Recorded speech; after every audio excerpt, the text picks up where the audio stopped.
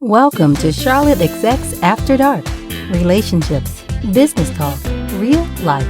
With your host, Timothy Motivation Jones. Charlotte Execs is an organization of professional men and women in and around the Charlotte, North Carolina area who come together, put down the work, and enjoy life. Between live events, members meet on a group call and it's recorded for your enjoyment. Let's listen in.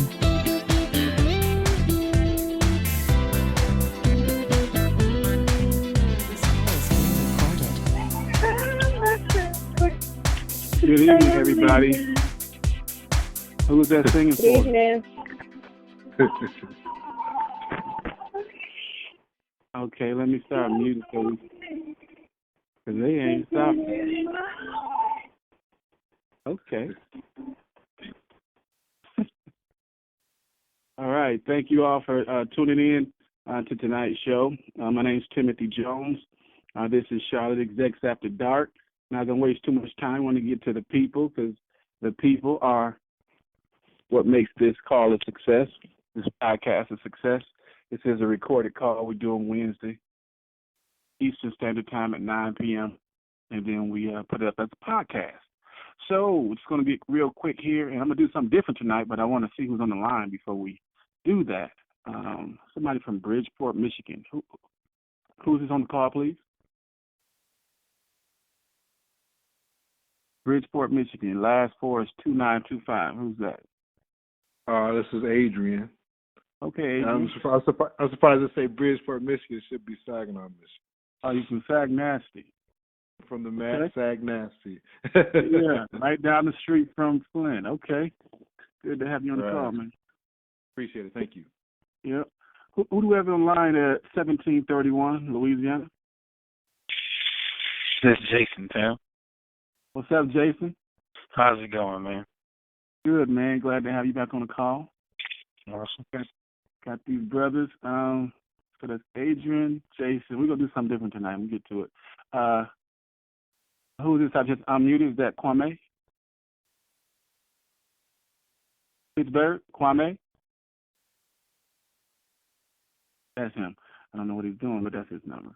Ron, is that you? Yeah, this is Ron. Okay.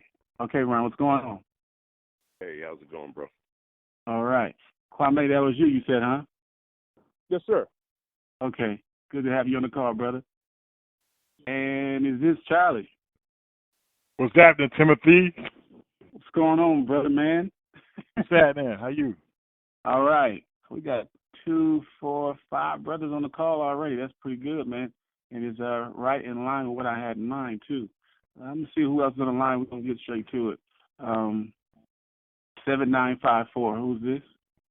7954. Who's this? Arnita. Anita. Glad to have you on the call again, ma'am. Thank you. Is this Alyssa? Yeah, it is. Oh, so you're the one singing. We're going to have to mute you again because you got the music in the background. Glad to have you on the I'm on call. the bus. Sorry. Okay. Thanks. Okay. Is this Bronwyn? Yes, this is Bronwyn. Bronwyn, glad to have you on the call, ma'am. Thank you, Savvy. Is this Nikki? Yes, it is. What's going on, Nikki? Memorizing some of these numbers, some of these nicknames on here. Glad to have you on the call again, ma'am. Thank you. 3134. Who's that on the call, please? This is Lamar. This is my first call, actually. How's it going, everybody? Good, man. Glad to have you on the call. Glad to have another man on the call. This is right up the alley of tonight. So, No problem. Yeah, glad you're on. Stacy, is that you, ma'am? Stacy? That's her. I know the number. I'm coming. It's me. I'm sorry. Okay. Glad to have you on the call, man. Thanks. You got the doggy. Okay. 4782. Who's that, please? This is Yolanda. Yolanda. Glad to have you on the call. 0535, Yolanda. Yolanda, you was on last week's call, right? Yes. Yeah, glad to have you back, ma'am. 0535. Who's that? You got one more after that. 0535. Charles. Who's that? Charles? Yes, correct. Okay, so we got Charlie and Charles. We got about 6, 7 guys on here tonight. That's pretty different, but I'm glad. This last one, who's this? Is this Deja? Yes, hello. This Deja. How you doing? I pronounced it right. Yay! You did. Pronounced it right. Okay. Did everybody watch the video clip? Did anybody, well, let's keep it simple. Did anybody not watch the video clip? We've been talking about this video clip for over 2 weeks now, a week or two. Charlie didn't. I didn't. It's the same one or is it a different one? It's the same one. It's the same one. Never mind. I got this. Yeah. Okay. And I just see another caller come in. Mayan, is that you? Yes. Glad to have you on the call, ma'am. I'm glad you came out Saturday and drove that hour down to come chill with us. Appreciate that. Thank you. It was a lot of fun. Glad you had fun. So hope to see you at the next one. All right. So, Kwame, we really didn't get too much of your feedback on last week's call, and hopefully some of the brothers saw the video. If not, the video was about men being frustrated with African-American women, and they were going to see black women in Brazil or other countries. So they were, the caller that we had was the director of a movie called Frustrated, and he has a series going on. He couldn't make tonight because he was doing something with Frustrated Part 3 or something that's coming up. So I understood that. So we wanted to get some take because we originally weren't even going to have him on the call. So that was a plus. But now we want to get to the group members and get their feedback on men and their true feelings about African-American women, and if they are feeling sort of like those guys in that video was feeling. So this is kind of like, I want y'all men just to block all the women out for a minute. They here, but they're not here. And just mentally let it go and just be real. We want to get your honest opinions because it's honesty that's going to make us grow. And we want the women to come with some true feedback. So I'm going to start with you, Kwame, because you're the one, and we thank you, man, for connecting us with that call last week. And I apologize for not bringing it up. But if it wasn't for you, we wouldn't even have the director on the call. We wouldn't have that good dialogue between him and Carnita going at it. And just the whole overall thing was put together, large in part by you. So, Kwame. Yes, sir. How do you feel about the video itself? Are you feeling along the lines of what the guys were saying? Give us your stance on that. It's the way the way I feel about it is I think there was some truth to it. And the thing about it is I think we as men and women, primarily black men and American men and women, always got that challenge, trying to figure out what is the problem or what has been the issues between us and how do we solve some of that. The film, when I saw it, I'm trying to remember when I first saw it. I think I was cruising YouTube, and I think and I joined a Facebook group with brothers that were talking about going to Brazil. And that was really the focus. What they were doing, it was basically going and getting out what they call the Matrix. If you remember the movie The Matrix, basically being plugged in and being sucked into that quote unquote American dream or that dream world, and just getting messed up. And the thing about it is, I guess a lot of brothers are trying to get out and trying to experience something different, which I think we all need to do just in general. Period. Black folks in America, Americans in general, need to experience, the world outside of America. And then the thing about it was, providing relations or meeting other people and maybe, having relationships with them. Now, the thing about it is, I think one of the brothers last week was mentioning this, and we really didn't get a chance really to really talk about it. I think the brother's name was Paul. I'm not mistaken or not. And basically, he was talking about talking about how these women are kind of like what's the word? I guess poor, and basically are more or less professionals, I guess, in this terms of liking American men and really are playing American men. And again, that's something that I guess a lot of brothers really talk about. Okay. And there's a thing called which we call pay to play. And tricking, is that another word for tricking? It's more or less, yeah. They try to they basically they know that there exists. Prostitution, pay to play, right. Sounds like prostitution. More or less that's what it is. But the thing about it is it's not like this, like I said, the stereotypical, they out on the street and you come by like, hey, come here, and and you whistling at her like a dog. Sound like. Let me ask you this, man. let me ask you. So, have you ever been to Brazil or desired to go? Oh yeah. Just on GP because. Hold on. What, you been or desired to go? No, I desired to go because the thing about it was I was taking capoeira. If anybody knows, that's the Afro-Brazilian martial art and dance. And basically, my teacher, obviously is just from Brazil. And I had an opportunity to go, but I couldn't do it at the time, because family obligations and also, my money wasn't right. But at the same time, too, that was my first thing, experience with anything Brazil. Because I really, the only thing, I would, what I would think about Brazil was maybe soccer and Pele. Okay. That's the only thing I knew. But once I got into capoeira, that's when I, found out and was more introduced to the history and the culture of it. Okay. So basically, that's the thing. Why Brazil was on my radar. Okay, hold that thought, please. Okay, I got you. I just want to bounce back because I know, some of these people might have to get to work, so we're gonna bounce around and come back. And you mentioned Paul, and I believe he just logged on, and somebody else did too. Paul, is that you? Yeah, I'm here. Good to have you on the call, man. We got almost 10 minutes, so that's a good thing. And it's while I'm on here unmuting people. Who is this at 6533? Hey, Marlies. Marlies, glad to have you on the call. Glad to have you on the call. I mean, that's my first time, yeah. Okay, glad to have you. Hey, excuse me, Tim. She makes you got some flavor in her voice. Is she from? Yeah, she's from the Ivory Coast. Okay. Yeah.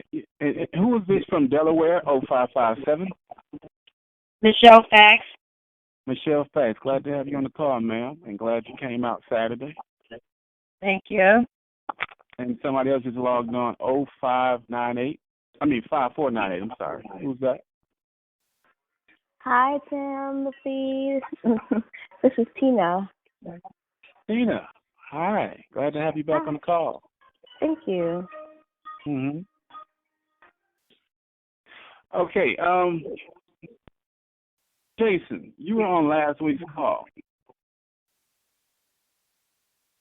Yeah, I was on there. What's your take on dating African American women? More or less. My whole little take about the whole scenario, as I even said last week. More or less, the small percentage of black men that even have the ability or even the financial means to up and move over there for whatever their motivation may be, almost kind of make it irrelevant or pointless to what's going on. That's my honest perception. If you want to go over there and have fun, yes, they're beautiful, fine, and stuff like that. But more or less, my focus and everything that we on this phone about is trying to look for love here where we are, trying to get better as far as the content of a relationship. Yeah. I'm sorry. You got a Bluetooth on? Hold on a second. Yeah, can you hear me now? Very better. I think it's better. I'm getting the feedback off. Yeah, that sounds like something else. I don't know. Okay, no, it's better now. Okay. So like I said, I feel like, my main focus about everything is trying to figure out how to understand our culture, our women, or who's here locally, so we can get better as far as the content of a relationship and do a better job. Like, are we going wrong in the beginning? Like, are we moving too fast? Or are we not listening, understanding what they're actually asking for? We can do a better job there. So, that's really my take about it. Like I said, the small percentage of men that have the financial ability or who just up and go over there to go be with the women is so small to, like I said, I feel like it's just irrelevant. I mean, you more so amongst men, whenever they talk about it or however we manly discuss it, it's more talking about beauty and physical, what you can do and stuff like that, more so than they talking about love. You don't really, you hear Brazil, you hear fine women, amongst men talking. You don't hear too much talking about equality of relationship quality over there, you know? So that's my truth about it. Like, I don't, you know, I really don't, you know, that's how I think about it. Well, so do you date African American women, women outside your race, both? Or what's your take on that? Honestly, you know, when I'm open. I would say I'm open. Majority I've only dated, African American women, and maybe a Latin woman. But outside of that, but it was just a flow of chemistry. You know, it wasn't based on race and things of that nature. Now, you know, as we all know as men, you know, we have our physical preference. You know, and as you know, when I saw you recently, as I even said, it's I don't sugarcoat it. Is when a man sees a woman that he's attracted to, you know, his heart and everything just says yes, like I can be with her. And honestly, that you know, that natural flow of being able to say it that way, that's how we treat the woman. But if we feel like she okay, we treat them just as wishy-washy as that actually sounded. So that's my reality, you know, for me, just my perception is like when I feel like, yes, I you know, I can be with her, then you willing to try to stick in there longer and she has your attention and things of that nature. So, I mean, that's just, I think just part of just being a male. Like, first thing is us is physical attraction first, and then we catch up with, you know, how they act and everything else. I hear you. And so that's basically what everybody from Brazil, you know, people dating in Brazil, that's what they're really leading off with in the first place. They like the women over there because of initial physical attraction, not how they act, because they really are clueless on that matter. They don't know. So right. And as we get older, or some of us, because some of us can get older and don't necessarily change a thing, but you realize that first physical attraction can get you in trouble. You know, you can get it with a crazy, as we, you know, I just ain't no women on the line. Remember, you can get with a crazy. You can get with just something that's just so left field in what you want. As you get older or wise, you can be young and wise. You start wanting to see what's in her head almost first. That's true. You know what I'm saying? You want to see. I mean, of course, there needs to be some balance there because, you know, as they say, you don't lay down with the spirit, you lay down with the body. You know, with the body. So you want to make some babies with somebody who, well, if you want to make babies with somebody who look good. You know, you want to wake up to somebody who you're attracted to. But for the most part, you got some very ugly, fine women. You feel me? Internally, toe up. You know what I'm saying? So it's like, I don't know who gonna get you the time of day, because if they get to know you, they're gonna leave running. So another man. Makes sense. Yeah. Another man was just saying something. Who was that? Jasper, Georgia. Okay, Ron, what's your take on this, man? You date outside your race? No, I really haven't. But it's funny that, you know, just recently they seem like they're starting to come out the woodwork. But no, I haven't. But just like the brother said, you know, that's not the first thing that I'm looking at. I'm looking, you know, for the connection. So back on the other point, though, I've never been to Brazil, but I've been to the Dominican, which is similar, I guess. I think they're just a little bit poorer than Brazil.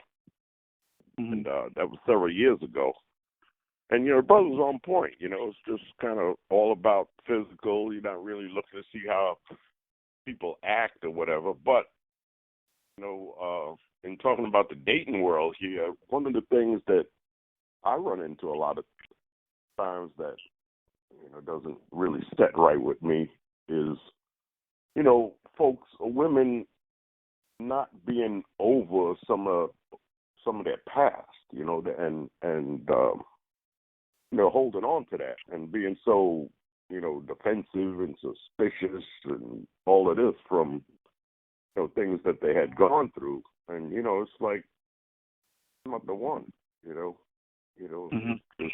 gets, it just gets tiring after a while. In the beginning, you understand that, everybody's got a little defense going on and, people think about safety and this and that, and I can understand that. But when it, carries on too long, there's the issues are a lot deeper than that, How long is too long? Probably, first, few weeks, couple of weeks. You should, if you spend a lot of time and during that time period, you should, ease up a little bit and be able to see that, this guy's not a axe murderer or whatever, or he's not the, the last boyfriend or whatever, innocent until proven guilty kind of thing, Cut him some slack, huh? You cut him some slack. He ain't the one that wronged you. Right. And it just gets really tiring, when you run into that a lot. Maybe one person here or there, that's one thing, but it seems to be a trend, Okay. We'll go to another man. Adrian, we never had you on a call, brother. What's your take, man? You date black women? You date outside your race? Both? I'm glad to be on. I've only dated black women. Mm-hmm. What I just hearing some of everyone else's thoughts, what I see a lot of times too, from my perspective, is you might go on a date, but there is a power struggle that happens all the time. Whether the guy is trying to show the woman, hey, you know what, I'm responsible with my money or whatever it is, or at the same time from the female aspect, it seems like, I might be in a conversation with them, but then they're trying to prove to me that, that they got this stuff together. So it's always like a one-up. And if there's ever a time that you could just break that down, sometimes I don't, when I'm going on a date with a sister, I always want to know, like you said, I want to know about your hair. What's your goals? What are you trying to do? I'm not trying to demean you or anything like that. And it seems like that's what goes on a lot of times is each person seems like they might be trying to show off a little bit. That's just my perspective. Right.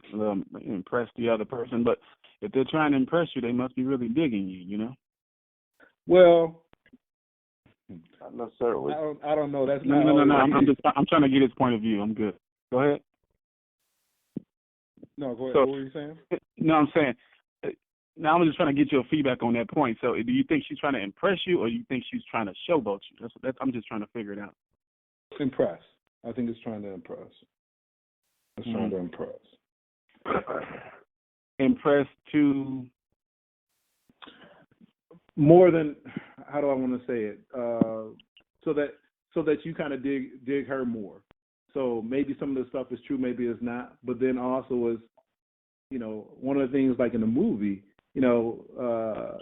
sometimes sisters say, hey, you know what? If you don't have that money, if you don't have your money right, then we don't really need to talk. So it's almost kind of like, okay, what do you do? What, their brother has to prove himself somewhat too, right? Okay, yeah, I have a good job, or I'm responsible this way or that way. But it's almost kind of like a little bit of investigation. And then once she finds out in some circumstances that you might not have it together or whatever, then you just see them kind of change a little bit. Well, yeah. And I think, to a certain extent, some questions are, legitimately, they can ask certain things, but, it ain't for the man or the woman to just answer everything somebody asks you. You know what I mean? Keep it serious if you want to. Some people just go on about everything they got. They got a lawsuit coming. They got this and that. That ain't their business. Your credit score. That's not your business on the first date. You know what I mean? Right. So you don't know who to talk to. True. That is so true.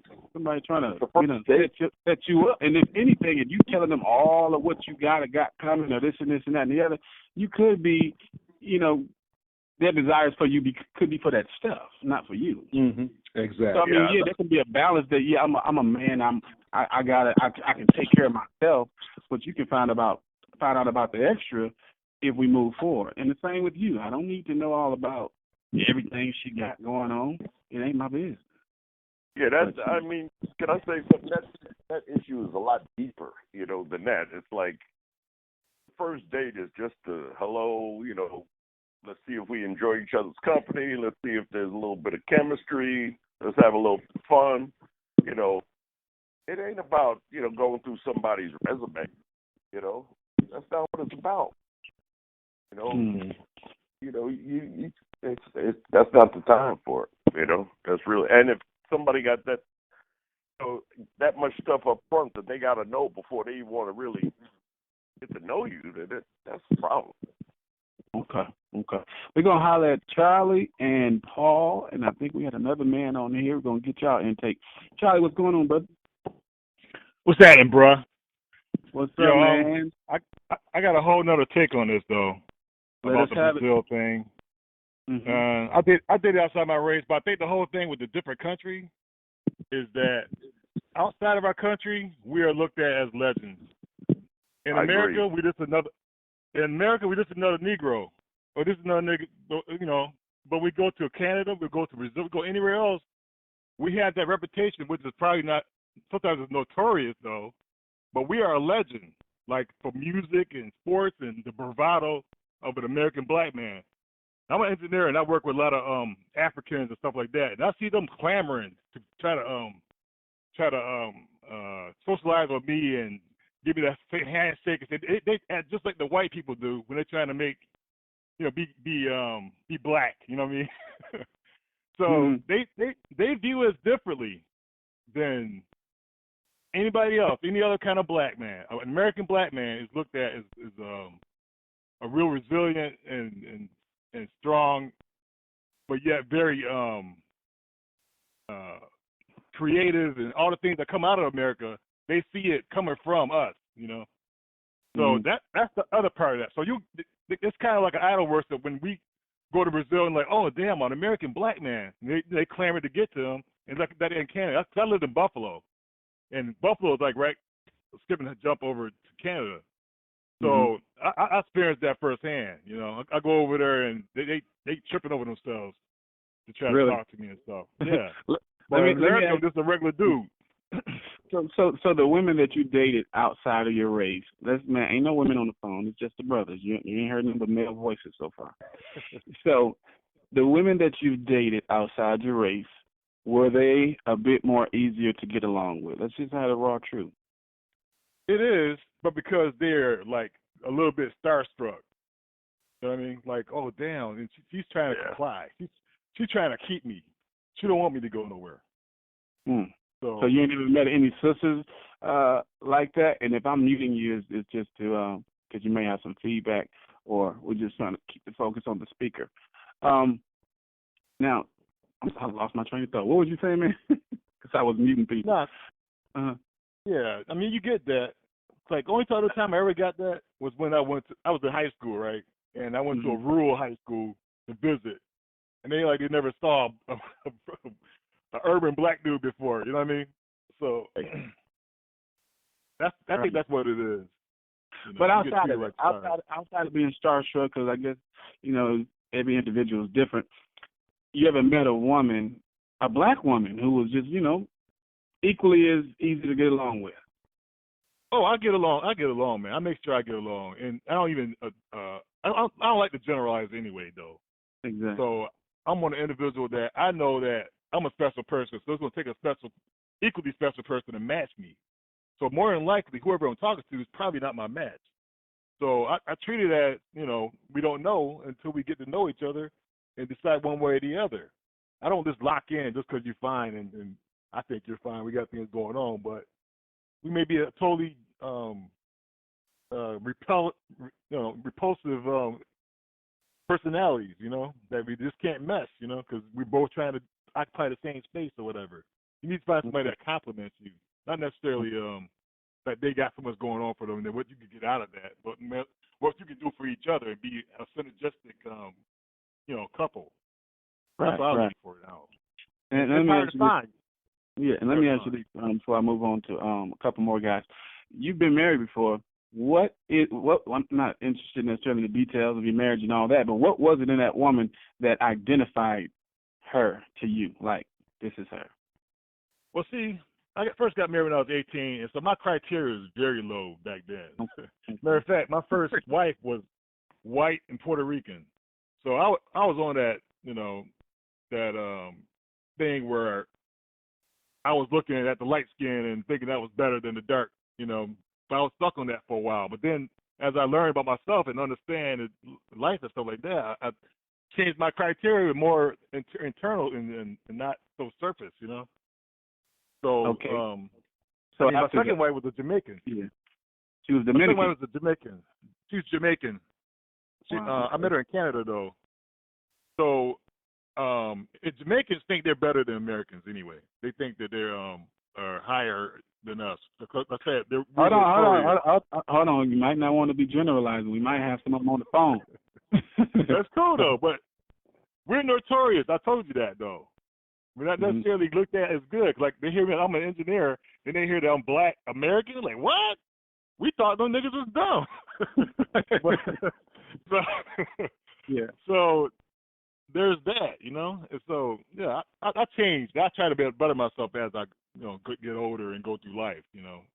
To know what I really should be looking for. Okay. So I'm not as surface as I used to be. Okay. I'm about to go to Preacher Man. His name is Paul. Actually, he wrote most of the New Testament. What's going on, Paul? Nothing much, man. Nothing much. All right, man. We heard you last night, man. People were liking your feedback, and we'll be glad when you come out and we physically shake your hand. We heard much of your take last week, but maybe there are some things that you didn't get to share, you thought about, and, pondered upon. You want to go elaborate a little bit more? I forget who made the comment about how the guys that are going to Brazil are absolute anomalies. Like it just ain't normal. And I felt like he made a really valid point because that's what I thought to myself. I was like, who has the time to sit on an airplane for 20, 30 hours, going there and back, and then spend and would be willing to spend the money and to do all those things just to meet a woman. I mean, like I don't live in Charlotte, but I'm about an hour and some change away from Charlotte, and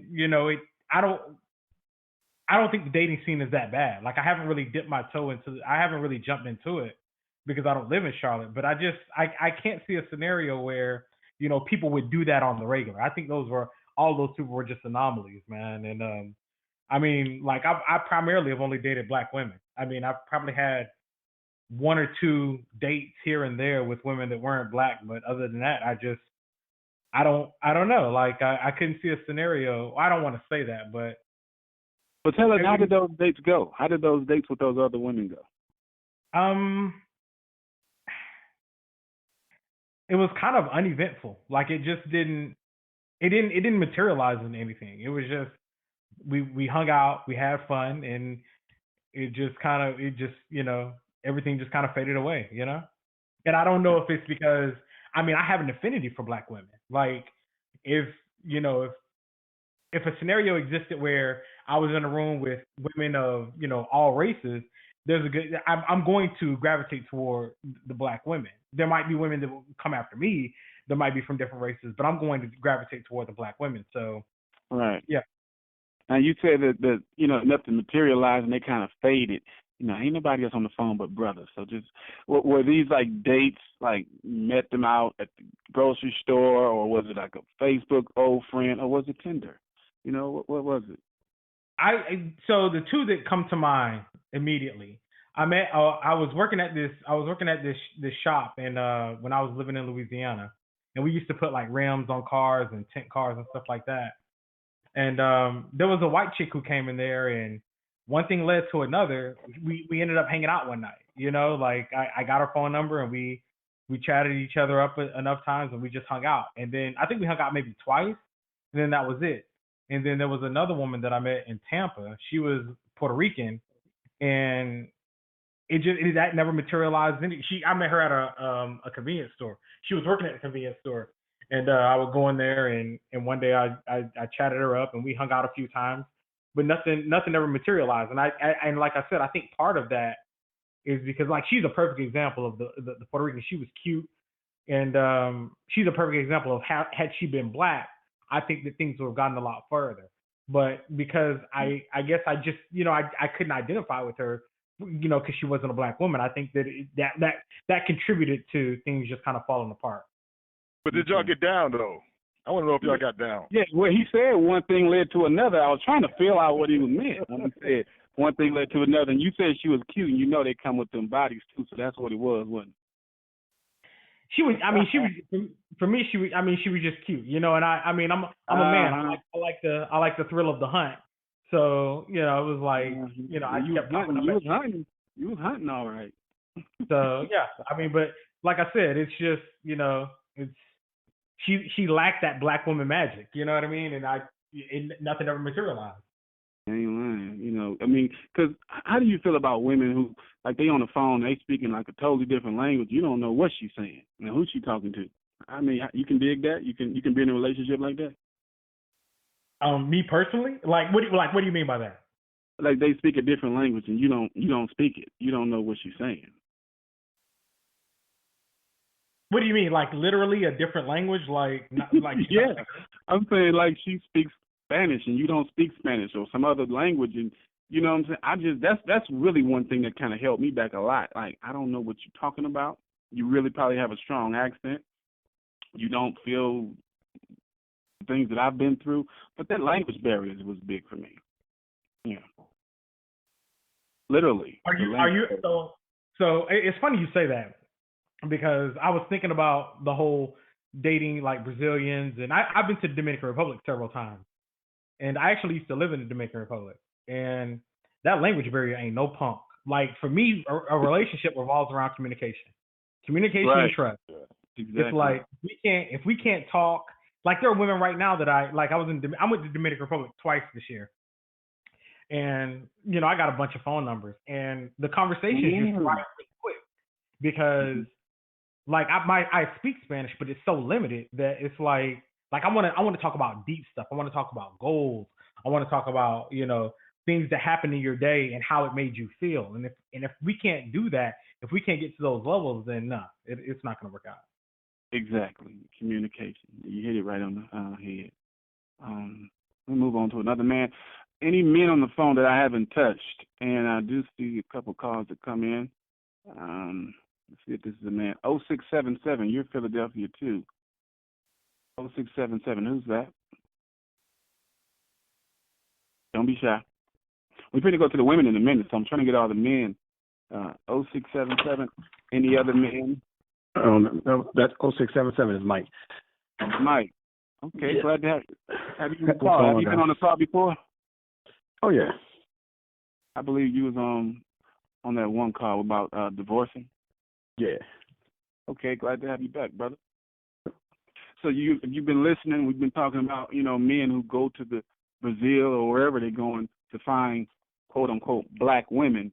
So we got to get specific and ask, have you dated outside of the African American women?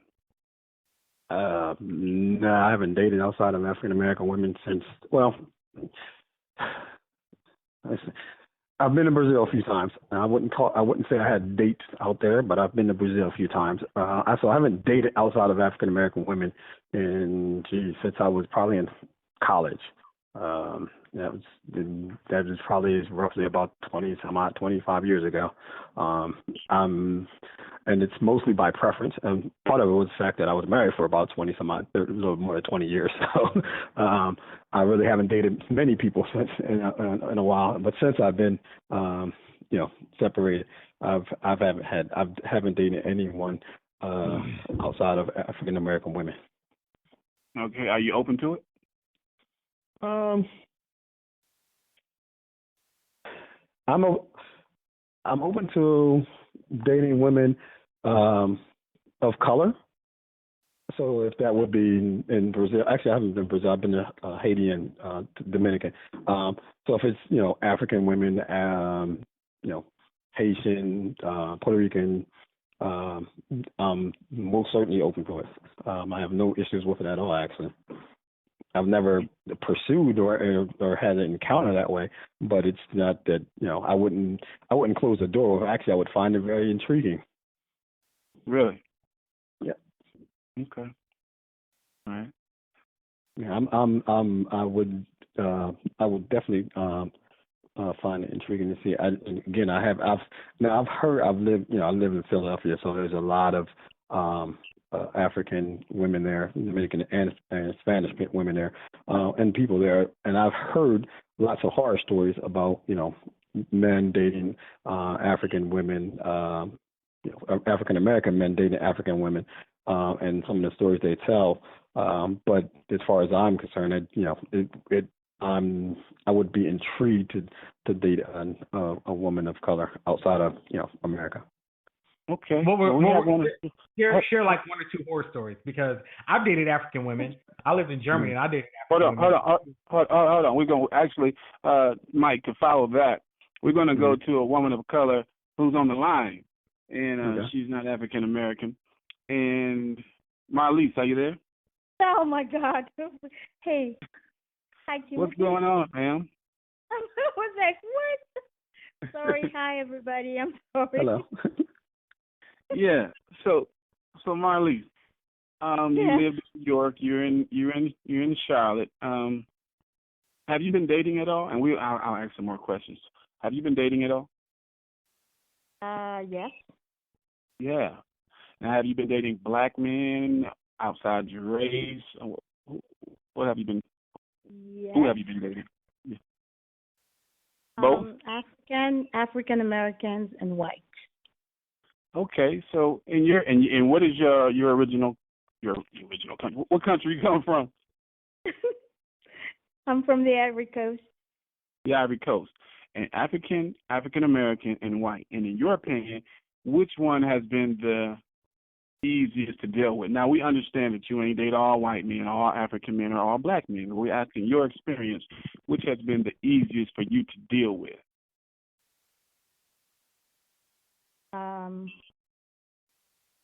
It's very difficult. I would say maybe African Americans. That has been the most easiest to deal with? Yeah. Well, I mean, it depends, but I would say it's easier for me to date African Americans than African and white men. I cannot explain it, but I think it's easier. They're more understanding than African men. Yeah. Well, in your culture, in the African culture, it seems like the African woman does a lot. That's true. Yeah. In the home, outside the home, she's just a very hard-working woman. Now, that's true. Yeah. Do you think men ever gravitate to women like that because they're lazy or they want the woman to do everything? Well, I'm not trying to put words in your mouth. I'm just trying to steer the conversation. But go ahead. Well, I mean, first of all, I think it depends. Like an African man will expect a woman to do everything, like to wash dishes, take care of children, work, pretty much everything. Like my mom, I have the perfect image of my mother taking care of the family and having a 9-to-5 job. So I think African men would expect a woman to be like that. Now, African American men, I think they're a little bit easy. They don't really care. Like, they will love you for you, and they do not expect you to do all of these things. You just need to be a good woman, and that's it. Just a good woman, and that's it. Now, how would you be a good woman? Do I answer your question? I'm sorry. Yeah, well, I'm gonna keep asking. When you say he'd expect you to be a good woman, and that's it, what is being a good woman? Because that sounds straight to the point, cut and dry. But we're not that simple. What do you mean when you say a good woman and that's it?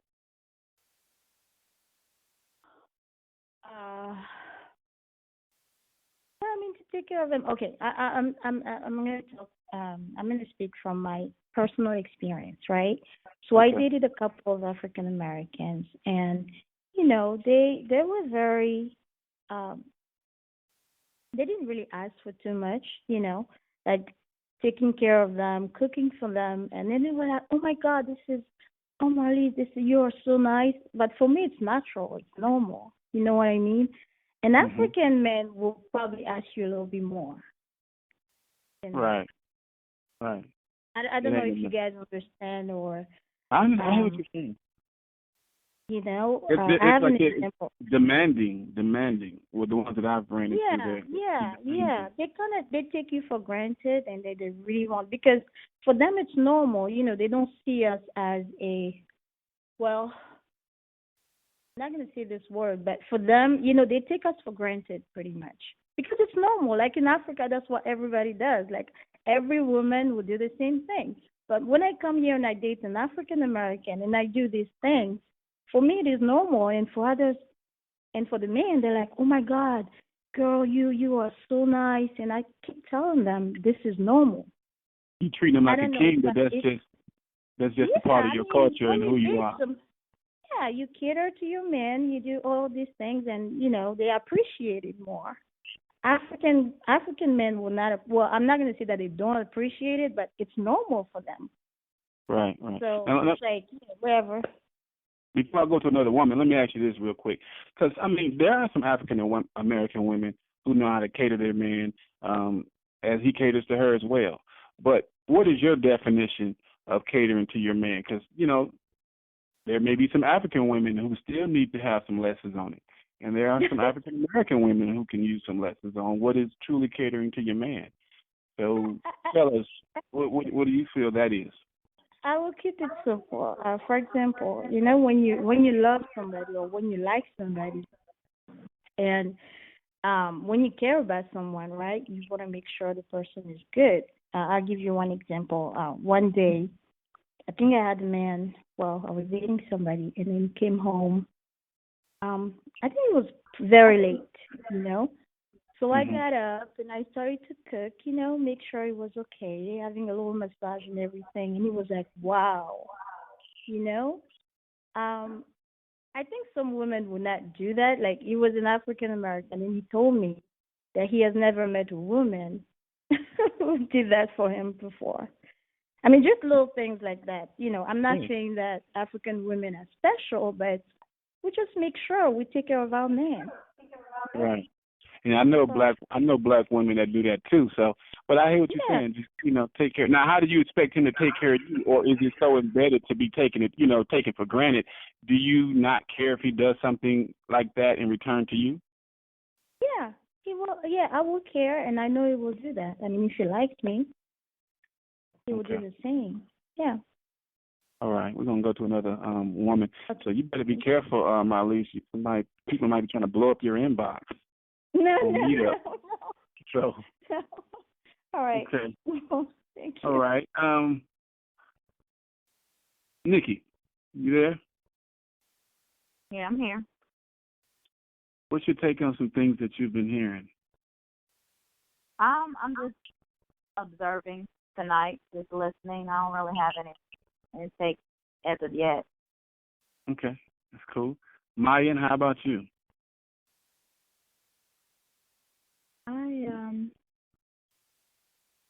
It's good to hear another perspective from the men about what they feel like is going on, and I would kind of like to hear more of what they would like what she was talking about, what she does. A lot of times when I've dated African American men, they don't say anything like that. So I don't know.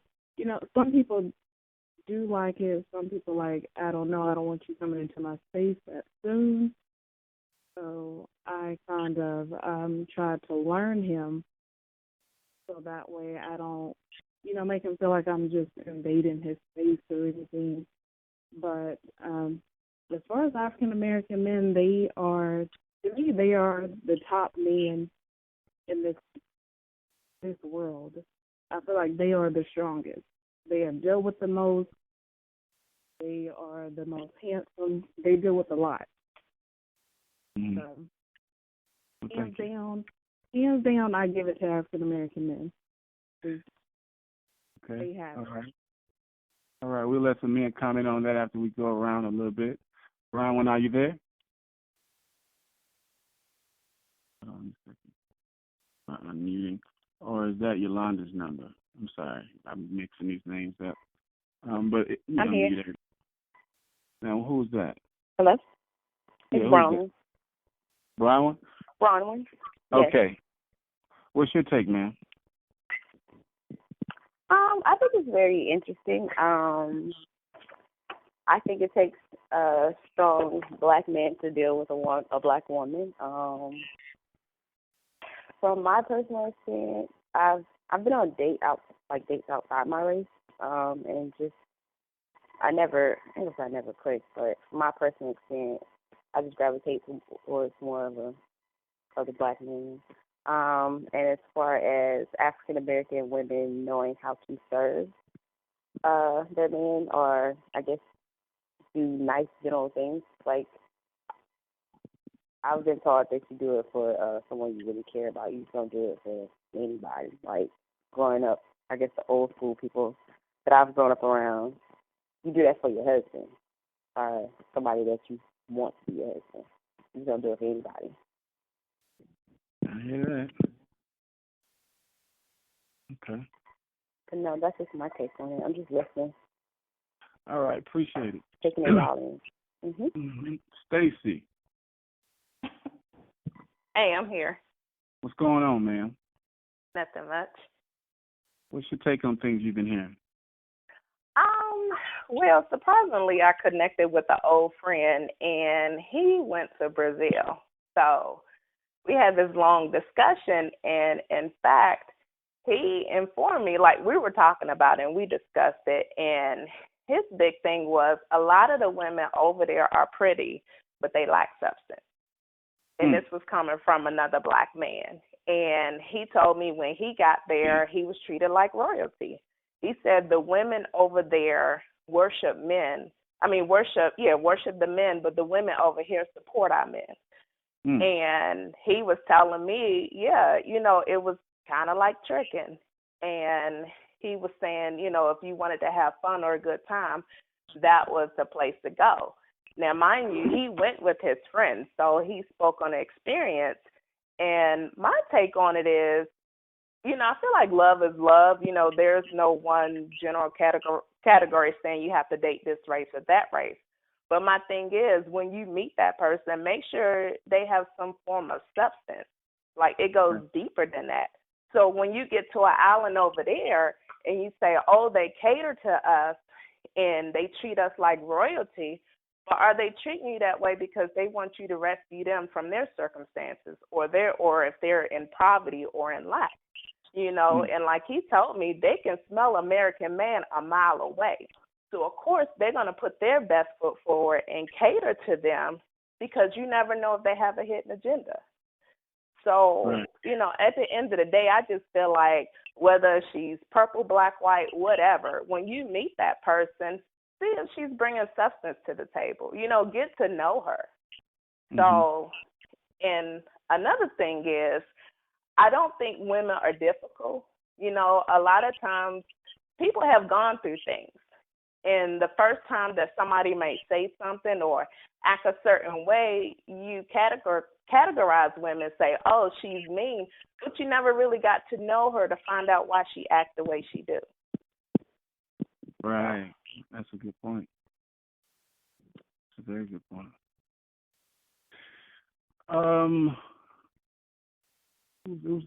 Any women or men that haven't been called up? I'm sorry if I don't have your name next to your number and I don't remember, but I know there are some more numbers on here that haven't spoke. So the floor is open for you. And if you got some comments, questions maybe, and we'll go back to your question, Maya, in a minute, but we just wanted to get some feedback from everyone first. If you got some comments or some questions, you have, the floor right now. We don't want too long of a pause, but feel free to jump in. This is Deja. I just want to say I agree with what Stacy just said. about communication being important, as well as some of the stuff the guys said. You know, you have the opportunity to date who you want to date, you know, but make sure you do have that communication and make sure it is something of value for you, you know, and we all have different things that we want, need, desire, and what have you. So. Mm-hmm. Have you dated outside your race before?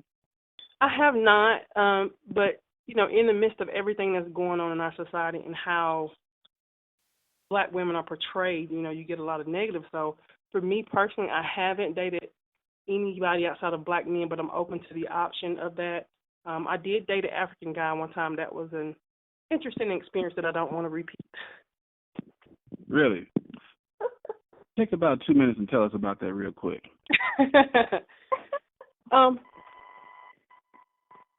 That was an interesting. He basically,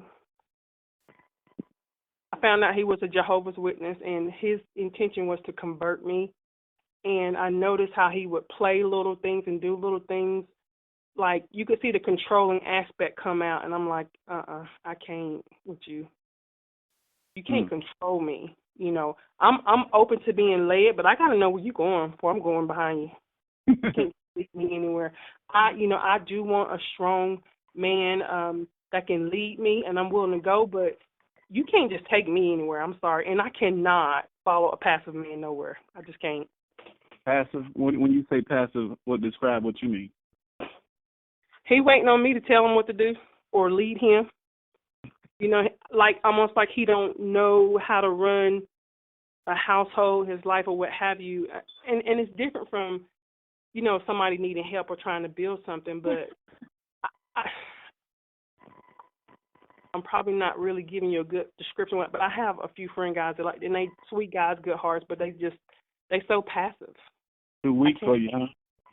I can't do it. Yeah. I'm the wrong woman for him, you know, and so why go down that road? It's I know some women say, you know, if a man is too passive, that she just automatically going to walk over him. Well, you can see it. I mean, you can see it. I can see it. I can recognize it kind of early on with, you know, that's not what I want. Because for me, I believe it's out of order. Yeah. Well, you want a man to put you in check when you're out of line or something? Yeah, you have to have that. You have to have that. That's all about balance. Right. You have the sweet part, but tighten up when you need to, huh? Absolutely. I hear you. Hey, Timothy, I'm sorry. Can I ask the lady a question? What country was he from? Me? Who, Daisy? Yeah, the African man. The African who? Where was he from in Africa? Oh. Yeah, what country? He was from Lagos. Oh, Nigeria. Okay. Yeah, Nigeria. You know, and he started out being a really sweet guy, you know, trying to do all the right stuff, and you know, you just gotta sit back and watch things unfold. Like somebody said earlier, people come into the situation with, as I've heard it termed, their representative, but over time you kind of get to see like, oh no, we can't. Can't do it. And it's funny because he almost kind of looked at it like African women, like he almost held them to a higher standard. But I'm like, why are you trying to date a Black American woman if you feel like an African woman is held to a higher standard? If you think that's great, then why aren't you going for that? Like, hello? Right. Trying to make you into something else. I'm not the one. Like, I'm not, And even to the point where, you know, I kind of said my little piece with him and we done. He told me, no, you can't do that. Oh, you can't leave. You must stay, woman. Yeah. He's like, you can't do that. I'm like, no, it's done. Like, it's done. Like, you can quit calling me now. Like, it's done. I don't got time for games. I'm a grown woman. I'm just saying. I hear you. I'm trying to build something with somebody, and that's, you know, if that's not with you, that's okay. Just keep on moving. Right. Any more men and women on the line that haven't spoke? Hey, Timothy. I have. Who is this, please?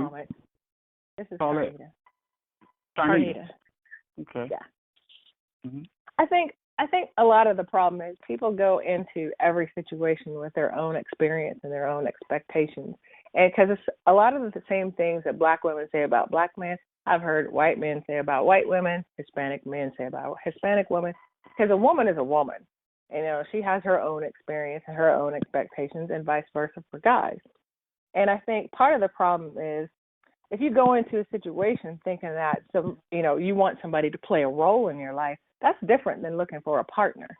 Because you can look for somebody who's a certain complexion, certain look, certain ethnicity, but that's not the same thing as finding somebody who's going to be a partner in your world, And I think a lot of that gets tied up in ego.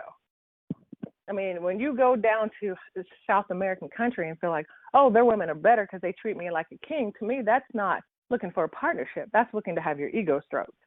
And you just found a culture of women who are doing that because there's some financial gain to it. That's good. Okay. And I've dated outside of my race one time, and that was in college. And my preference is for African American men. But at the same time, I'm not willing to, I was married for 16 years, and I kind of got into the pattern of playing a role for somebody who was not a leader. And I'm not willing to do that again. So if I come across a man. No, I was going to ask about the leadership. When you say he's not a leader, what do you kind of ran the home? No, I did run the home. And I started to resent it, and I didn't even know I was resenting it. Because I felt like when I asked for an opinion, we were supposed to share something in that moment, commentary. And it became like, well, do what you want to do, or do whatever. And then when I did whatever and he didn't like it, it's like, oh, I wouldn't have did that. I'm like, now is not the time for your opinion. It's right. like if you didn't want to give me your opinion in the beginning, it's not the time after the fact when you feel like, oh, I wouldn't have did it that way. Well, it's too late. No, I don't want to be a man's mother. I don't want to even get into that role where I'm being his mother. We're supposed to be in a partnership. Mm-hmm. We're supposed to support each other. And we all got past and we all got experience and we all have our own baggage, so to speak. But at the same time, I'm not looking to play a role in somebody's life. Like, I don't want to be some dude's cheerleader or his mama. Like, that's not a partnership. That's an ego thing. I think some of that stuff just should naturally come. I mean, because a woman is doing something. I think her man should be her biggest cheerleader, but that shouldn't be like his role. It should just come naturally and be a part of it. Yeah. Exactly. Like the reason I've had this thing since college that I don't date athletes and entertainers. And I've met quite a few because of where I used to work before. And the problem with that is they primarily look for someone to be their cheerleader, not their partner. Right. Entertainers are so used to women cheering them on, and the same for athletes. Yeah, literal cheerleaders. And they're not a literal, and they're not looking for love or partnership. They're looking for ego boost, and that's what I'm talking about. Ego has no place in a loving relationship. That's good. That's true. Okay. Somebody else is logged on. I have your name as Adrian. Are you there? Yes, I am. Is that Adrian? Yes. Okay. I'm not sure if you got a chance to watch the video or not, or know too much of what we're talking about. Do you? No, I just chimed in a few minutes ago. Okay. Yeah, we were talking about how men are going other places to date women that are not African American women, but they may be black. They're just not African American, and they kind of get treated like kings in these particular places and things like that. Quickly, have you ever dated outside your race, though? No. You haven't? You don't desire or do? Are you open to it? Oh, I'm very open to it. The opportunity just hasn't presented itself. Okay. Good. Any men or women on the phone who haven't commented or anything like that? Hey, Timothy, this is Lamar. What's going on, bro? Hey, how's it going? So first off, let me give some context. My opinion or my views may be a little bit skewed. I've never been married. I don't have any kids. So take whatever I say with a grain of salt. I have dated outside of my race one time with a white woman, and it didn't kind of what other guys have been saying. It didn't really materialize in anything, and pretty much my preference would probably be to to date African American women, and I guess with the whole catering thing, that I like the women been saying, that's something that you should kind of do for somebody you care about or whatnot. So yeah, that's I guess that's where I stand. Mhm. Do you believe that the man should do any catering, or is that more so her place? Or? So one big thing for me is reciprocation. Like, do for me as I would do for you. So if you draw me a bath and pour me a glass of cognac when I get home, rub my feet and do all this, I'm going to do that for you. It's just, treat somebody how you want to be treated. It's basically how I like to operate. Right. So basically, you wait for her to initiate it, and then you follow up. You're not really going. Well, me personally, I wouldn't wait for her to initiate it. If I feel like it's warranted, then I'll initiate myself.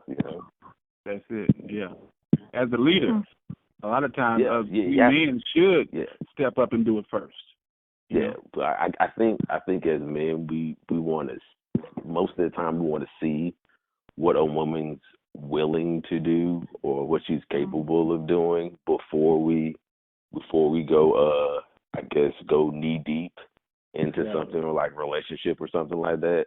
And it kind of shouldn't be like that. We should probably just go ahead and, hey, if she's had a bad day, if she texts you like, hey, I had a bad day at work, do something for her to, alleviate the stress of her day. Don't wait for her to oh, well, preach. Yeah, but just don't wait for her to, cook dinner 6 or 7 times and, for us to say, all right, maybe she deserves the time of day, just if you feel like she deserves something, then give it to her. Right. And as long as you got the same, like you said, the same thing coming back to you, it should come like clockwork. It should be natural. It's not a push and pull. You got to keep reminding somebody to do something for you. Yeah, exactly. That ain't the place to be. Yeah, exactly. And one comment for the young lady who said that she didn't want to entertain passive men. I don't know a lot of the context of the relationships where you were entertaining someone who was passive. However, you do want to have somebody that will at least come to you and ask your opinion, of what you think they should, or how they would take care of a situation. Because if you don't have that, then you'll have a situation like the other young lady was speaking about, where she was doing everything and then she was getting, Monday morning quarterbacked after the decision was made. So you want to have an open line of communication. You don't want somebody that's going to make all of the decisions and be a dictator instead of a leader. You want somebody who's going to be a servant leader. Someone who's going to serve you and try their best to do everything that they can do in their power to help you be successful. That's good. Servant leadership. You hear a lot of churches even teach that. It ain't about your title. It ain't about you looking like a big shot. The biggest, so-called ministers are the ones who can still serve, who can still wash the toilet without an attitude. So exactly, you hit it on the nail. Even about the dictatorship, whether it's the man or the woman, and I believe whether the man stepping up to the role as a leader or not, it's not for that woman to still treat him like a child or be a dictator. I'm not saying anybody even said to do that, but not to.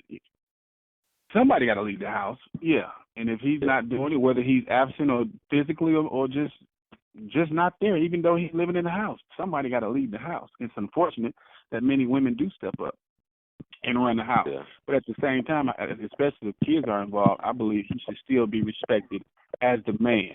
In some kind of way, maybe she could coach him, buy him some books, or send him to counseling or something, so that he can step up to the plate. But because we don't want to have children being raised thinking that's the norm. Because obviously that's out of whack. If you don't mind. Who was that? Mayan. Go ahead. I've actually, just to speak on that real quick, I've had that experience, what she's talking about. Mhm. And my ex-husband was unfortunately a little more passive than I would have liked. Mhm. So what I tried to do, I would talk to him, and we did have books, and because I love to do research as a paralegal, I had a full bookshelf in the living room, and I would talk to him and ask him about looking at these books and maybe reading them, and let's go to counseling, let's figure it out. Trying to take every way that I need to take. And it just still didn't go anywhere. It still ended up as no opinion, me looking for his leadership and nothing there. You know, I was highly disappointed because I never wanted a divorce. I wanted my first husband to be my last. And I really would have loved that leadership from him. And I tried to do everything I knew as a woman to do. But to me, I feel like for him as a man, you have to want to step up to the plate. I can't make you step up to the plate if you don't want to. Exactly. I mean, these are suggestions. At the end of the day, it's conditional on whether the person wants to step up. Like, you know, we know what people need to do to get clean from drugs and all this and do this and these steps and all that. But it's up to them to want to take that initiative. So these are some things. It was really hurtful because I wanted him to become that man that I saw him as in my eyes, that I felt like he could become. But, you know. I have a question. Go ahead. Question to the lady. I don't know your name. I'm sorry. I just Maya. have a quick question. Maya? Mayan. Oh, hi. Sorry. Just a quick question. You said your ex-husband was passive. Like, was he passive when you were dating or after? I just want to know when it happened, or was he always that type of guy and you married him, you know, thinking that he was going to change, or what was if you can share? That's a good question. Well, that is a good question. I actually did not see it when we were dating, I guess because we lived 2 hours away. So most of the time we only saw each other on the weekends. So when he came over on the weekends, he was very romantic. We had a really good date. And we'd actually known each other since high school. I met him when I was in 9th grade. And when we were around each other, I felt like everything was fine. But I think once you start living with someone after you get married, you see everything that maybe they try to hide from you when you were not together, you know, all the time. They can't hide it anymore when you are in the same household and you see everything. Right. And I think that's what it was for me. I saw everything once we were in the same household. Okay. Right. Maya, you had a question earlier. Can you ask that question again, and I'm gonna let the Kwame and Ron and a couple more guys answer that. You had a question earlier. I think what it was about when she was talking about the massaging and the other things, I have actually encountered some. You know, I kind of felt like, you know, is it okay to go that far that soon? Because I kind of felt like, okay, if I go that far that soon, will he stay? Will he like it? You know, I just never know sometimes. Okay, let me let a couple guys respond to that, but quickly. I guess it depends on what you mean too soon, because if a man is looking at a woman to be his future, his wife, I don't want everything to be a mystery. No, we got to see some of what she is capable of doing beforehand. And I heard Brown say, you know, as she was taught, don't do everything, you know, just for anybody. You do it for your husband. And I understand that certain things. But at the same time, he wants to see that. I mean, how is he going to know you're a catering woman if that's what he desires, if he never sees it? You tell him, like, yeah, I'll cater to you if you marry me. But, you know, we need to see some of that sweet side of you. personally. I think it's something I learned from being in a Southern household, growing up a lot with my grandmother, and she is a very submissive woman. So growing up around her for a lot of my life, I learned a lot of that. Okay. And sometimes it's kind of hard to project that on to a man because, I feel like maybe they're not used to it, so they're not sure how to take it. Yeah. You are so right. And I like to clarify also, a lot of people hear that word submit and think it means to shut up.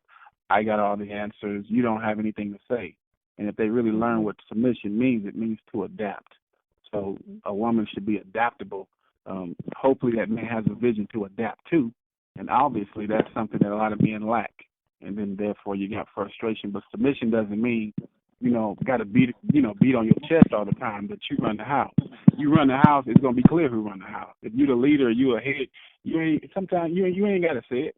You just be that, And go from family to business to whatever. You got to walk in the room and remind everybody that you the leader, you probably ain't leading too well.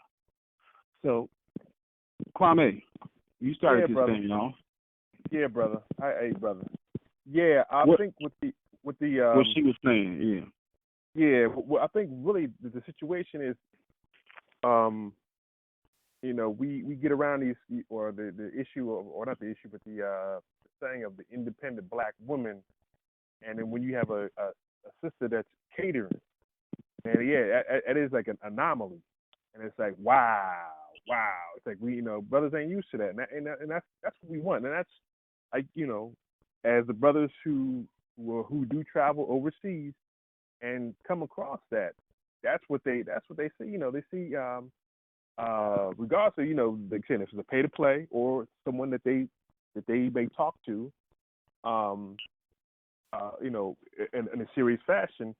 Regardless, it's the culture of a sister who's open, catered to somebody. Again, like I say, you only go to a certain point. Then if if it goes into marriage, then you cater more. But it's just that whole, like I said, that whole thing of being open. Especially coming from the North, Midwest, you rarely see, or I ain't gonna say it like that. It's rare for women, for majority of women to do that situation. And that's why brothers is like, when they get that experience, it's like a shock. It's like a shock, therapy. Like wow. And so, that's the situation where a lot of brothers, are looking at, because we're getting tired of this independent black woman type thing. Okay, I understand that such situations, yes, women got to step up, they got to do what they got to do, but it's just that whole mantra of this is who we are. We are like superheroes. We get it done, and we have no time for men, or we ain't gonna do this for no man. And that it's like we get tired of that. Brothers get just tired of that, and we're trying to look for something else different. Again, if the women who are in other cultures who are able to to fulfill that need, cool. If there's African American women, especially again, there's been a talk about the Southern women. I basically, best about every woman that I met who was from majority from the South, whether it be Carolinas, Georgia, Texas, especially Texas. They know how to treat a brother for the most part. In terms of when it comes to being working out in that first meeting, and then if it goes further on into a relationship and marriage, yeah, they just know how to treat a brother. Anywhere else, boy, man, shoot. No, and the women in Charlotte Execs know how to treat men too. So we got a lot of women. We got a whole lot of women. If a man was ever and thinking about African American women he's in the Charlotte area, trust me, you come here, you ain't gonna look no further, brother. It's gonna be somebody. That's right. It's gonna be somebody up here for you. And I wanted to comment. Go ahead. This is Stacy. So I wanted to piggyback on Kwame because I'm a Northern. I'm from DC. So that ain't North. That's north of Charlotte. Yes, but it is. But what I'm sister. Let me just say, because anytime I came to DC with my cousins, oh man, them sisters know how to treat me too, man. Nah. Okay, all right, clean it up. No. I'm just saying you just north of Charlotte. That's all. But you're still in the South. You still Southern. DC's below the Mason-Dixon line. Exactly. Yeah, you still Southern girl. Anything about it like that? Well, I'm originally from Philly, New York. You know, I'm just letting you know. Delaware, Detroit, Michigan, Flint. Yeah. But what I wanted to say was back to what I was saying. Like, what is your definition of catering? Because I myself know how to treat a brother, but in return, he's treated me the same way, you know. And the thing is, like, if I'm at the store, I'll pick some, you know, do you need some? I'll pick something up. I'll cook for you. But like Bronwyn said, you don't treat everybody like your husband.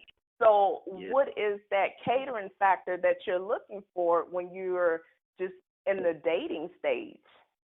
Because if you're catering and you're dating, when you get married, what do you have to look forward to? Because you already gave your all just about. Ryan, you want to touch on that? Amen. Yeah. Yeah, no, I definitely agree with what young lady is saying. I wanted to really make a comment, two quick comments. One is, you know, the going to the foreign lands or whatever. And in my experience traveling, you know, to various places, you know, the women are kind of, like the brother was saying earlier, they're enamored by brothers. You know, they make them feel like they're desired and wanted and this and that and the other. And so I think that, you know, that's kind of refreshing, you know, because you don't really get a lot of that, right? And the other comment, I think it was for Maya, if I'm saying your name right. Mm-hmm. Maya. Yeah, you know, when we're talking about the passive brothers, and I kind of want to come a little bit in defense of them. Now, I don't consider myself a passive guy, but I don't consider myself a controlling guy either. But, you know, in my experience, there's a lot of brothers that, well, women too, but there's a lot of brothers that have come from single-parent households, never saw a role model father, and if they did, it wasn't a role model. And so, and then they got out in the world and they got hammered some more or emasculated some more. So that's where a lot of that comes from. So, and so it's not a matter of sometimes just stepping up. It's a matter that they don't know how. Wow, that's good. Mm-hmm. That's Good true. point. That's Very true. good. I did look at his father. I did look at his father and his father's ways. And his father has been very much in his life since the day he was born. And his parents are still married. Okay. Yeah, that's not the case all the time, but I just wanted to throw that out there. That is the case a lot of times. That's true. That's true. A lot of fathers not being at home and they just, you know, getting the. I'm not saying anything's wrong with a woman raising a son, but sometimes there's an imbalance on, you know, what he knows to do. Because she didn't have all the tools to give the son. You know what I mean? Our parents raise us, but they don't, you know, and they do their best they can, but they don't necessarily have all the tools. So we all end up getting somewhat emotionally wounded, right? But going back 2 weeks ago when we were on the line, kind of piggybacks where we're talking about going overseas and stuff. And what I said 2 weeks ago is men deep down inside want to feel needed. I didn't say needy, needed. Yep. And I think that's what you get from some of these other places. You feel like you're needed and desired. Well, I don't feel like every black man is like that. I don't put every man into one category. Because each man has had his own different experience. You know, he's grown up differently. So I don't put every man into the same category. I judge each man for his own and what he brings. You know what, the way he comes at me, the way he treats me, you know, everything that he does. So I don't judge every black man for his own. No, I will tell you one thing. I feel like the one reason why I really date black men, whether they go outside my race, and I've tried to before, and I'm sorry, I'm just not down with the swirl. I can't do it. I can't do it. I'm not. I it's my kind of girl. I can't. And you'd be surprised, man. You'd be surprised. Somebody come along and steal your heart, and he'd be white as snow. No, I'm good. I love working at the Hershey's Chocolate Factory. I've worked there since I was born. I will continue to work here Go even there. outside. There is nothing like working at the Hershey's Chocolate Factory. Right. At the end of the day, I have black children, and white. Yeah. I'm not saying all white men are bad. There are some good white men, but what is he gonna be able to tell my black daughters about how to grow up as black people in society? He don't know what to tell them because he's never been in those shoes. Right. Right. One quick second. 8264. Who do we have on the line? Do you have anything to say? 8264. It's me. I've already spoke my little piece. Oh, okay. You dropped and came back. Okay. Yeah, I had accidentally hung up on you guys. It's cool. Jason, we're just kind of making our rounds back, and we're gonna wind this down. Jason, you got some feedback, brother? No, I just enjoy listening to everybody and listening to all the viewpoints and things of that nature. And I mean, just basically everybody coming to the agreement that is, relationship and getting to know somebody nowadays is work, and it definitely takes patience. The first part, that's why I feel like a lot of us never get past the first level, and stuff kind of fizzle out because we don't really have the patience. As soon as it seems like a pattern that we've been exposed to or seen before, we just say, heck no, I'm not going through that again. Right. But everybody got their own stories of how they came about and things they went through of that nature. But I find it so strange. Everything seems so backwards. Like the woman that we may really are attracted to, that we can't, we don't get a chance with, but we feel we deserve with a good guy. They tolerate the worst form or description of the black man that a lot of us are not. Like the one who's lazy or the freeloader, don't want to work, let me borrow your car, just stuff like that. It's just that's what I find so funny. And then that's you hear that a lot.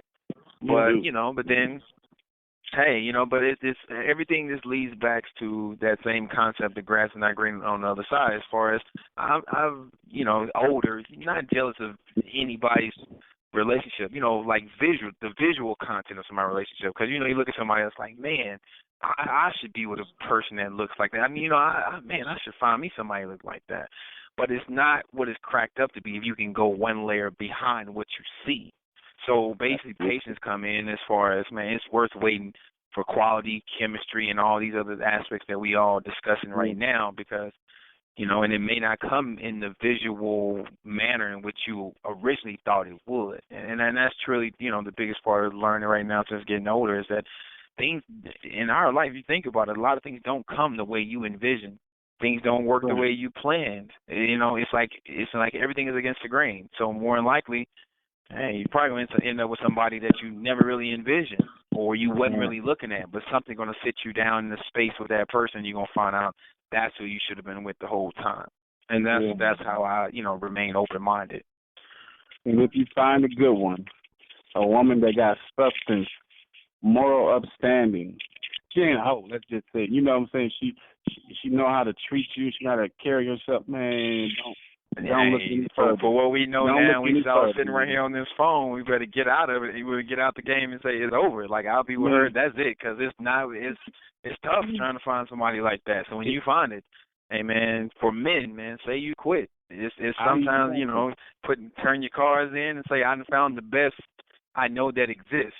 And I don't care about the rest. For me, exactly. Yeah, for me. Exactly. And pretty women gonna come, just like handsome men gonna come. God didn't stop when He made you, and He didn't stop when He made her. But we have to understand that this is enough for me.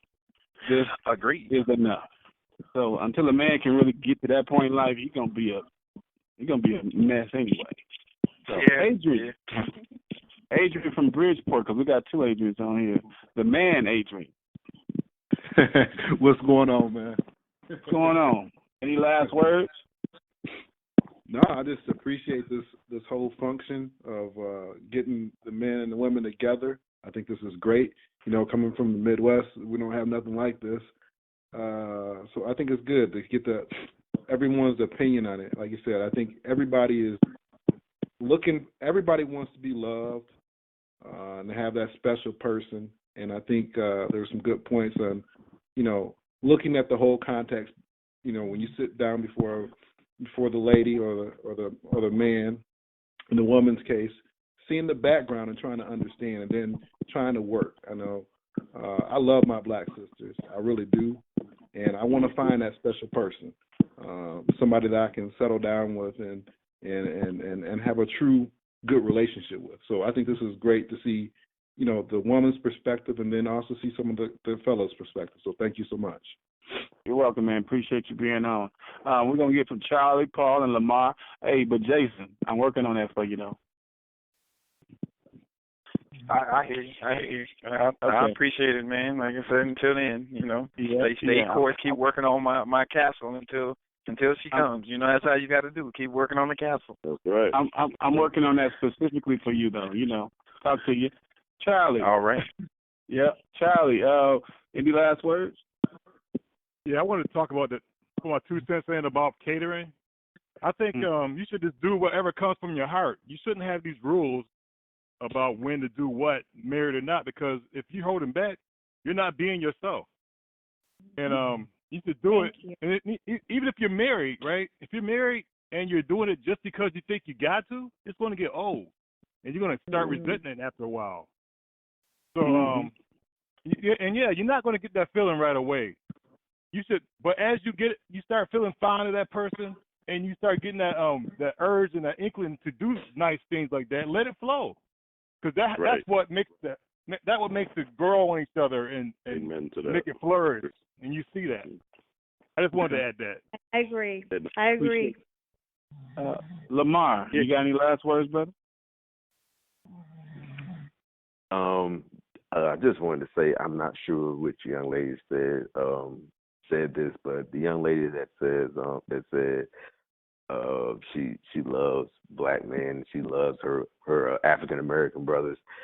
You women have no idea how much that means to us to hear, and how much that just means to us. Like if we hear that more often, like you may think we know that, but it never hurts to actually physically hear that. You never know what a verbal affirmation will do for somebody.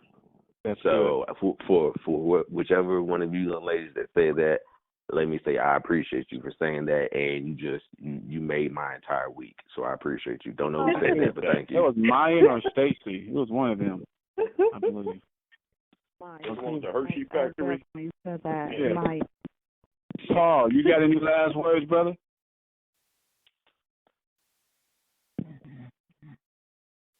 Okay. You know, one thing I want to ask real quickly. Let me just run down the list real fast. Adrian, hey, what do you do, brother? What's your occupation? I'm a sales manager. Okay. Jason, what do you do? I work in IT. Okay. Bronwyn, you? I work in accounting and finance. Okay. Nikki, what do you do? Senior ops specialist for a financial company. Okay. Lamar? Project manager. Okay. Stacy? I'm a hairstylist and a program assistant at the transplant center for liver. Okay. Charlie? An electrical controls engineer. I do automation for factories. All right. Kwame?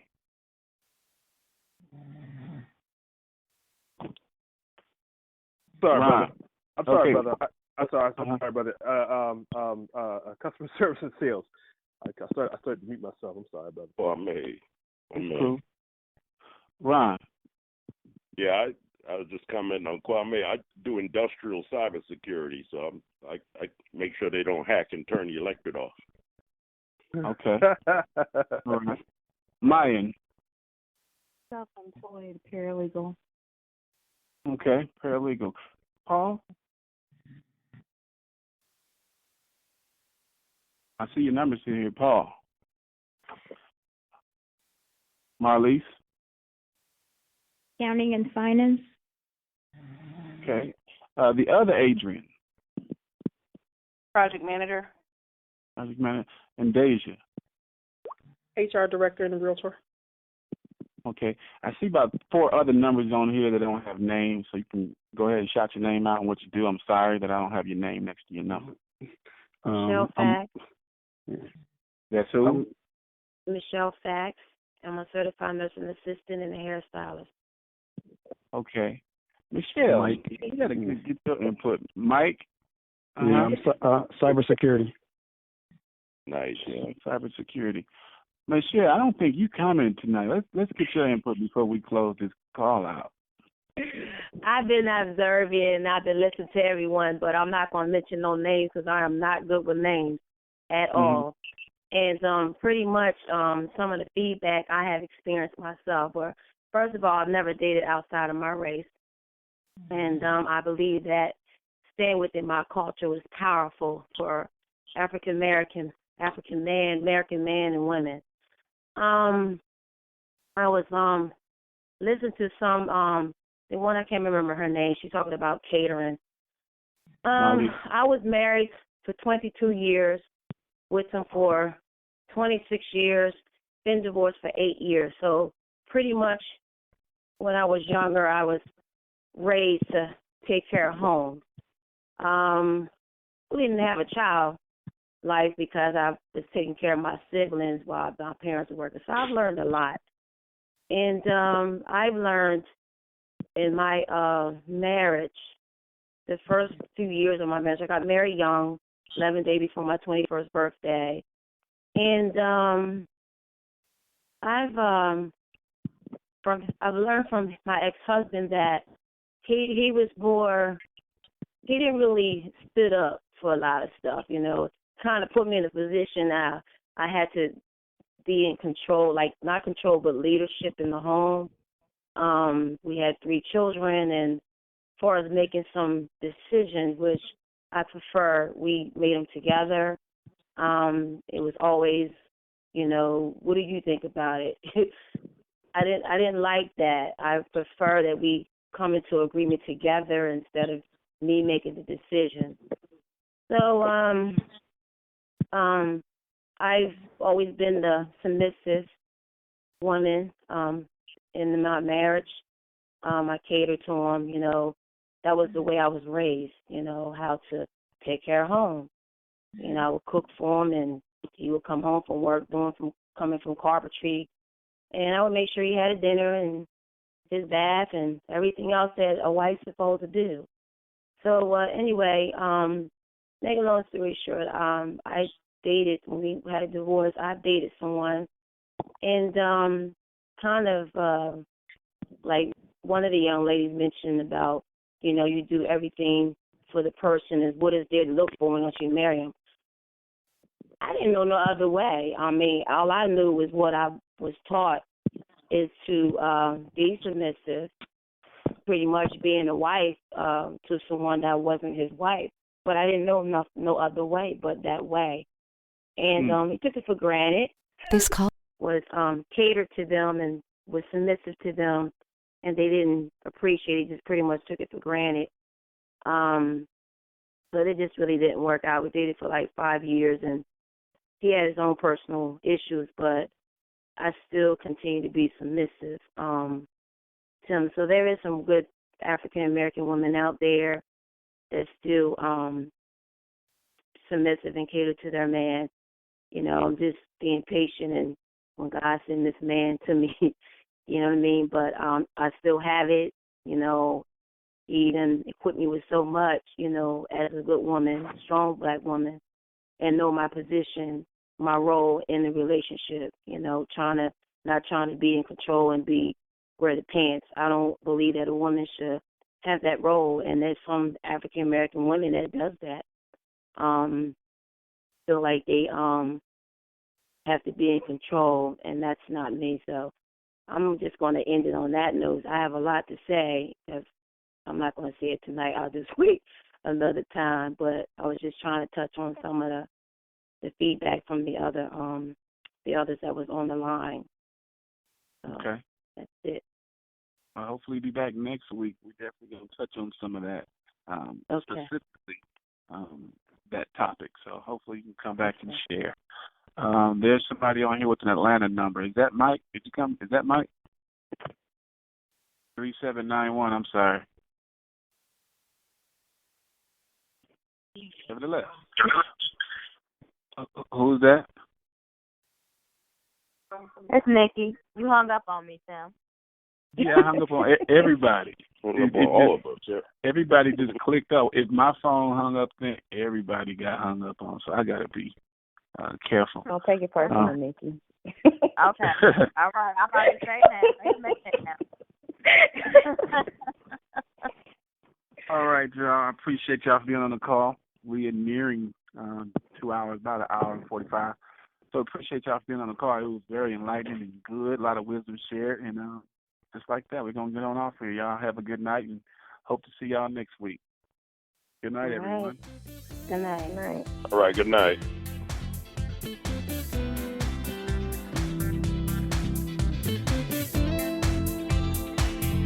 Thank you for tuning in to Charlotte Execs After Dark, where we discuss relationships, business talk, and real life. We'd love for you to join us live. Visit charlotteexecs.com for more information. Until next time, enjoy life.